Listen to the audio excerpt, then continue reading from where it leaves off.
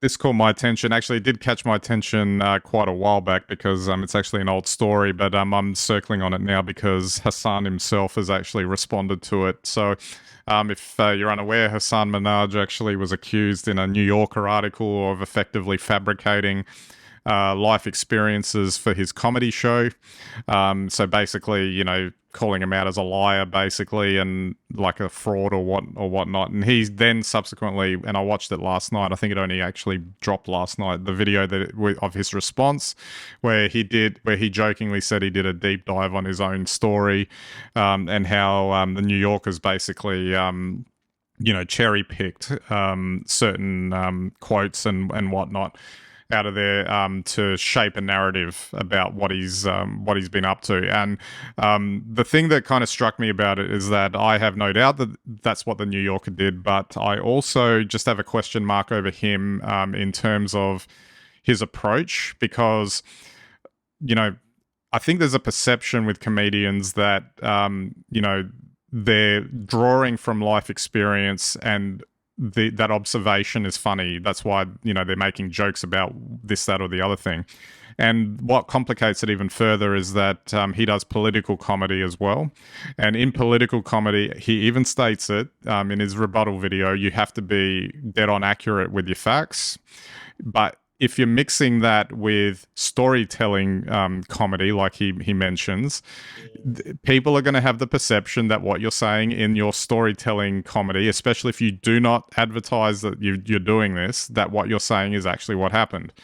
So I think it's a little, call it naivete maybe, but I don't think I understand his argument, and it fully makes sense. I just think that putting that out there beforehand might have saved him the trouble of the New Yorker article, because you put yourself in that position. There's going to be some scummy media outlet that's going to take advantage of it and plaster your good name, for whatever reason they want to, because they know it'll sell copy. So that's like, I feel like it's all a mess, the whole thing. Oh, I certainly agree with you that it's a mess. I mean, I think you've really highlighted what the issues are here. If you take that step too far, it is it a show? Is it entertainment, or is it a statement? Is it, are you grandstanding on an issue, or are you sort of highlighting it in a kind of fun way? I mean, it becomes really, really difficult, I think, particularly in a personality driven society now, where you have a brand and you're associated with that brand, and some people will never get to know the real you, so they just take everything you do as being on face value as being truthful and real, and then somehow they end up feeling betrayed when they find out that it wasn't. It was just entertainment. I really don't know what to do about this, because I think this pervades every aspect of social media today. So it's no different just to being an Instagram influencer who, if you ever see me in real life, looks terrible, but I look fantastic in Instagram. That's a lie, I guess.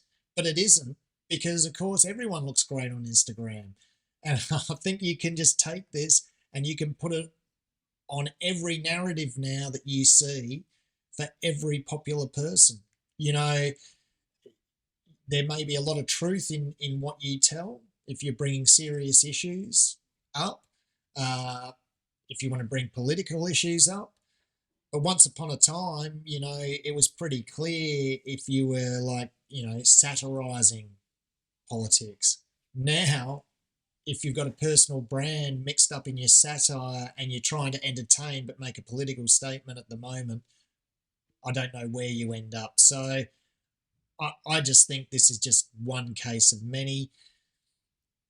I'm not even sure, because I'm so cynical, that this isn't a handy marketing sort of piece, so there you go. Absolutely. I mean, it certainly didn't help him as far as his job prospects, because he lost a spot on the Daily Show. It sounds like over it, and it kind of again just comes back down to the fact that he's known for going out there and making these statements and wanting to make a point. So I think you really need to be switched on to how you're coming across, because it's going to you're going to be diagnosed so quickly after the fact online, that if like if he had, all this would not have happened at all if he had just come out at the beginning of like this show that caused the problem. If he said at the front, I'm embellishing, I'm trying to make a point, and I'm telling a story.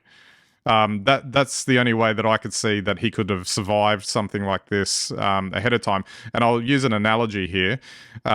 Ricky Gervais, in his last stand-up comedy show, never did this before, but he specifically explained the concept of irony at the beginning of his show, and but he made it funny, obviously. And that's the type of thing. If you're a really clever comedian, then you should. That's probably what you need to do in the environment that we're in at the moment. Yeah, I think you've just summed everything up there. If you're going to be cancelled for embellishing life, well, it's kind of funny, really, isn't it? But I'm just saying, like, read the room around you and the environment that you're in. Like, it might not have happened 20 years ago, whatever, but it doesn't matter, because this is like you said, this is the environment we're in at the moment. It's a symptom of a wider cultural thing of how things are run at the moment.